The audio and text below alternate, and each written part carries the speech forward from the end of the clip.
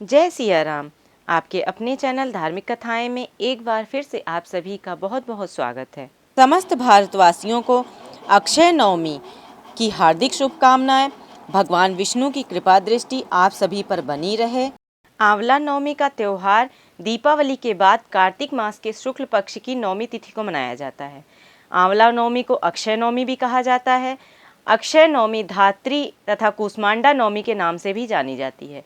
इस वर्ष 2022 में अक्षय नवमी की बिल्कुल सही तिथि, इसे मनाने की क्या मान्यता है और इसका व्रत रखने से क्या फ़ायदे होते हैं और इसका व्रत किस प्रकार रखते हैं और इस दिन व्रत रखने पर क्या उपाय करने से हमें क्या फल प्राप्ति होती है, इन सभी का वर्णन आज की अपनी इस वीडियो के माध्यम से मैं करूँगी।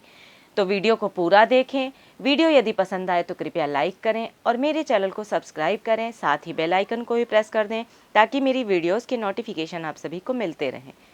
अक्षय नवमी की तिथि हिंदू धर्म में एक महत्वपूर्ण तिथि है।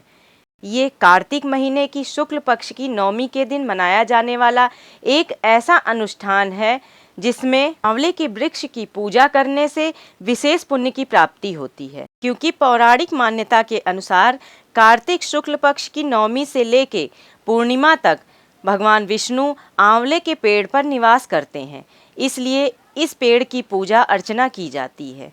आंवला भगवान विष्णु का सबसे प्रिय फल है और आंवले के वृक्ष में सभी देवी देवताओं का निवास होता है, इसलिए अक्षय नवमी के दिन इसकी विशेष पूजा का प्रचलन है। आंवला नवमी के दिन व्रत रखने के साथ आंवले के पेड़ की पूजा करने से सभी पापों से मुक्ति मिलती है और साथ ही इस दिन व्रत करने से निसंतान दंपतियों को संतान की प्राप्ति होती है और इस दिन किया हुआ कोई भी धर्मार्थ या भक्तिपूर्ण कार्य इस जन्म में ही नहीं अपितु अगले जन्म में भी व्यक्ति को लाभ प्रदान करता है। अक्षय नवमी के दिन आंवले के वृक्ष के पूजन के साथ साथ आंवले के वृक्ष की 108 बार परिक्रमा करने से मनुष्य की समस्त मनोकामनाएं पूर्ण हो जाती हैं और भगवान विष्णु की विशेष कृपा दृष्टि से अक्षय पुण्य की प्राप्ति होती है। अन्य दिनों की तुलना में नवमी तिथि को किया गया दान पुण्य कई गुना अधिक फल देने वाला होता है। धर्मशास्त्रों के अनुसार इस दिन स्नान, दान, यात्रा करने से अक्षय पुण्य की प्राप्ति होती है। पंचांग के अनुसार कार्तिक मास के शुक्ल पक्ष की नवमी तिथि को आंवला नवमी का पर्व मनाया जाता है। इस वर्ष यह नवमी तिथि 2 नवंबर 2022 को है। वैसे तो 1 नवंबर को ही यह नवमी तिथि लग जाएगी, लेकिन इस नवमी व्रत के लिए पूर्व व्यापिनी तिथि ली जाती है जो कि 2 नवंबर को है, तो इसलिए यह 2 नवंबर को ही मान्य है। 1 नवंबर 2022 को रात में 11:04 से नवमी तिथि प्रारंभ हो रही है और 2 नवंबर को रात में 9:09 तक रहेगी और आंवला नवमी की पूजन का जो शुभ मुहूर्त है वह है सुबह 6:34 से दोपहर के 12:04 तक। इस 5 घंटे की अवधि में ब्रह्म वैवर्त के वचन के अनुसार किया हुआ दान और दिया हुआ दान पुण्य अक्षय हो जाता है। इस कारण इसका नाम अक्षय नवमी है।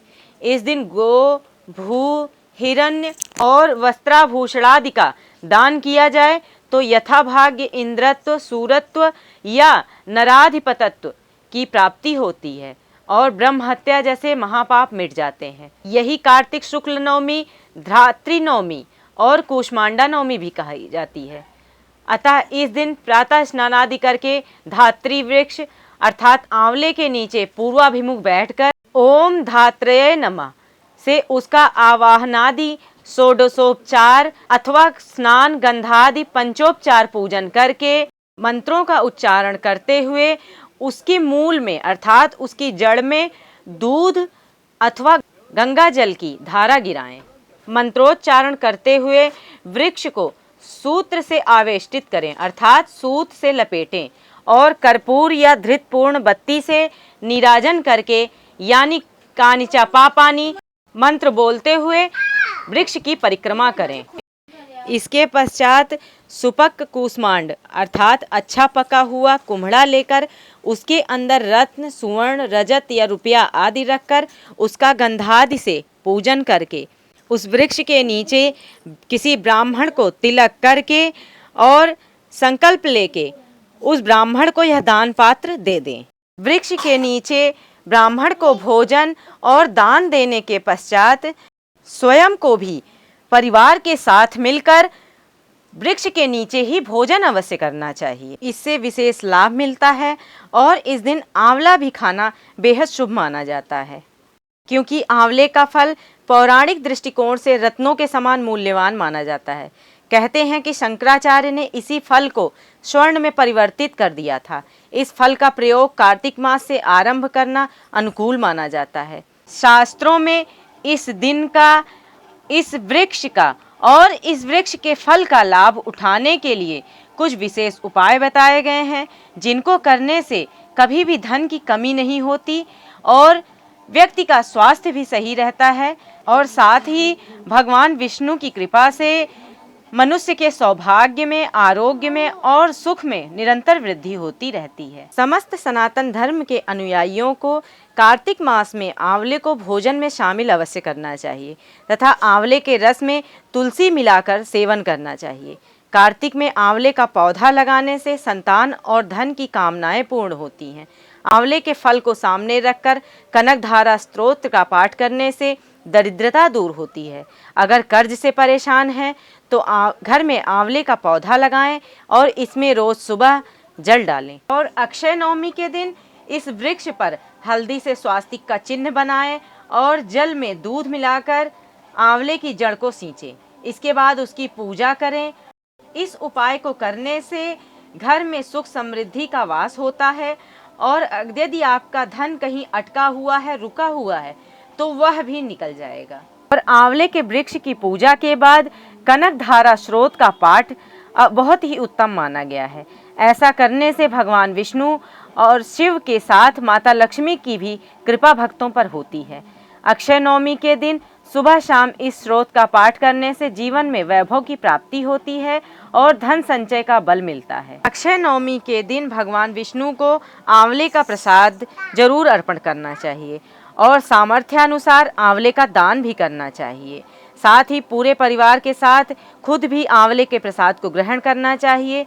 इस दिन किसी भी रूप में आंवले का सेवन करना बेहद लाभदायक माना गया है और साथ ही आंवले का दान भी महादान कहलाया हुआ है। ऐसा करने से आरोग्य की प्राप्ति होती है और मान सम्मान में वृद्धि होती है। आंवले का दान और आंवला खाने से इस दिन माता लक्ष्मी भक्तों पर प्रसन्न होती हैं और व्यक्ति के घर में कभी भी धन धान्य की कोई भी कमी नहीं होती। और साथ ही माता लक्ष्मी की कृपा पाने के लिए अक्षय नवमी के दिन 5 कुंवारी कन्याओं को आंवले के वृक्ष के नीचे भोजन अवश्य कराना चाहिए। उन्हें खीर खिलाएं, मीठा खिलाएं और साथ ही आंवले का प्रसाद भी उनको अवश्य दें। कन्याओं को आंवले का प्रसाद खिलाने के पश्चात उनको पीला वस्त्र और दक्षिणा देकर विदा करें। इस उपाय को करने से यदि आपकी कुंडली में बृहस्पति दोष है तो उसका निवारण भी अवश्य हो जाएगा और साथ ही घर में सुख शांति का वास हो जाएगा। साथ ही माता लक्ष्मी की कृपा दृष्टि उस भक्त पर सदैव बनी रहेगी। अक्षय नवमी पर जिस प्रकार से व्रत, पूजा पाठ, दान, स्नान करने का महत्व है, उसी प्रकार से खरीदारी का भी अपना महत्व है। यदि किसी कारणवश आपने दीपावली पर खरीदारी नहीं की है तो अक्षय नवमी पर खरीदारी करना बेहद शुभ माना जाता है।